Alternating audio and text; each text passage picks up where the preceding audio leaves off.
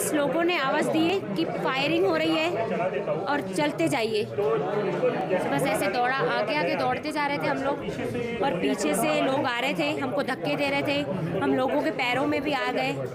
फिर उन्होंने मुझे उठाए, बच्चे को, मेरा बेटा भी है वो पीछे था, उनको निकाले। हम पीछे ध्यान ही नहीं दे रहे थे क्योंकि हमको आगे की सोचना था। अच्छा, कितने टूरिस्ट वहाँ पे थे? 4-5 हज़ार होंगे। 4-5 हज़ार। तो बच्चे भी थे, छोटे छोटे, बहुत छोटे बच्चे भी थे। किसी को गोलियां चलाते हुए देखा? नहीं, हम क्योंकि गेट पे ही थे ना, हम निकल ही रहे थे वापस आने के लिए, बस इतना ही देखे हमने, पीछे हमने नहीं देखे। तो जब आप घायल हुई तो किन लोगों ने मदद की आपकी? किसने भी नहीं, हम मेरे हस्बैंड ने और मेरे बेटे ने। अच्छा, तो अभी चोट कहाँ पे आई आपको? पैर में। आपको पैर में चोट आई है? तो किसी को गोलियां चलाते हुए नहीं देखा आपने? नहीं। किसी को घायल होते हुए देखा आपने? नहीं, वहाँ पे बात कर रहे थे, एक भैया जा रहे थे, वो बोल रहे थे मेरे भैया ने मर गए, वो रो रहे थे बहुत। अच्छा। और किसी की फैमिली में से भी रो रहे थे, पर अभी वो ढूंढने का टाइम नहीं था उनके पास कि रिटर्न जाए और ढूंढ के आ जाए। सब आगे बढ़ते जा रहे थे भगवान के नाम लेके। आप लोग उस टाइम क्या कर रहे थे?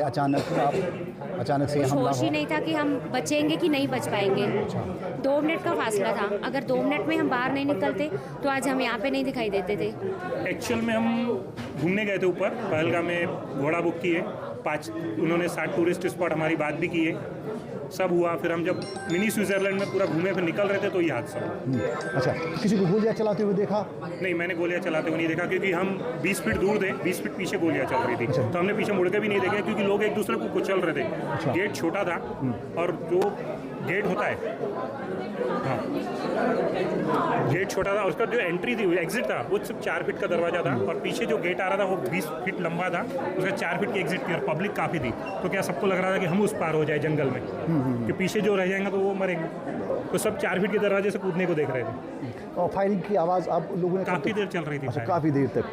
कौन घायल हुआ आपका यहाँ पे? मिसेज है, 2, जैसे उनको पहाड़ से कूदे तो इनका पैर वहीं पे मुड़ गया, 2 फ्रैक्चर हो गए।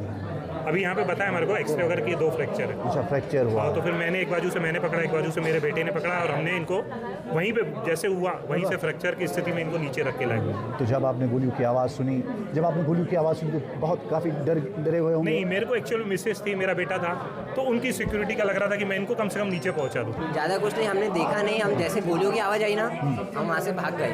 अच्छा, वहाँ से भाग गए। हाँ। किसी को देखा गोलियां चलाते हुए? गोलियां चलाते हुए नहीं देखा, बस गोलियों की आवाज़ आई बहुत। अच्छा, गोलियों की आवाज़ आई। तो आप अभी यहाँ पे जीएमसी अनंतनाग में हैं। कौन घायल हुआ आपका? क्या बोले? घायल कौन हुआ है? मम्मी घायल। अच्छा, ये आपकी मम्मी है। कितने जन आपके साथ थे? बस मैं, मम्मी, पापा। तो आप घूमने आए थे?